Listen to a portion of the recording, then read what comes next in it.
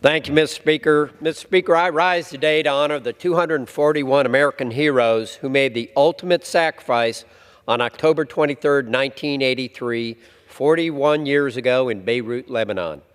For my family and so many families, this day is deeply emotional. When I enlisted in 1979 as a young man, I wanted to serve and be part of something bigger.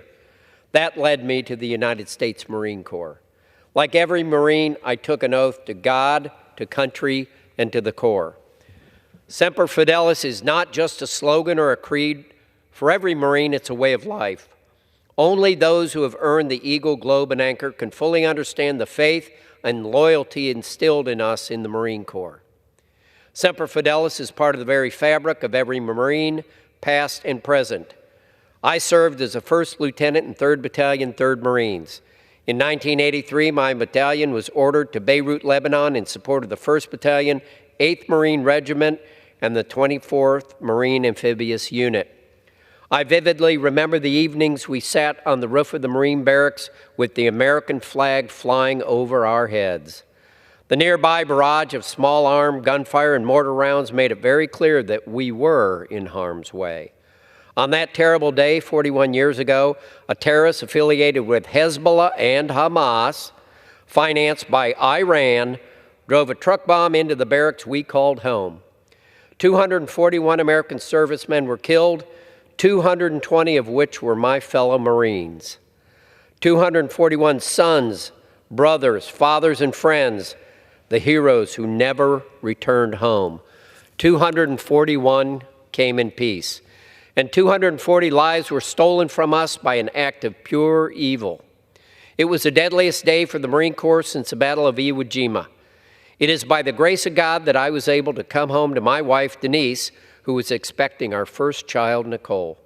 My battalion had shipped out 10 days before the bombing. But, Mr. Speaker, today is not about me. Today is about the 241 soldiers, sailors, and Marines who laid down their lives to protect our freedoms. And today is about every veteran who nobly wore the uniform of our armed forces. On this sober day, I look out at the flag flying over the U.S. Capitol, and I feel the same reverence I felt standing below the Stars and Stripes on the roof of the Beirut barracks in 1983. Though I will never know exactly why I was spared when so many were not, I understand that our first duty is to remember and be faithful. Every year it does not get any easier to think of my fellow Marines who never made it back home. In the last few months, we have seen some level of justice with the military termination of 2 of those responsible for stealing 241 futures with no regard for decency or humanity. While this is a moment I and so many have waited for, the families of the fallen deserve more. It is my mission to ensure we all remember the tragedy of this day and the lives we lost. We must always remain faithful and never forget the ultimate sacrifice these fine Marines made on our behalf for freedom. Semper Fi.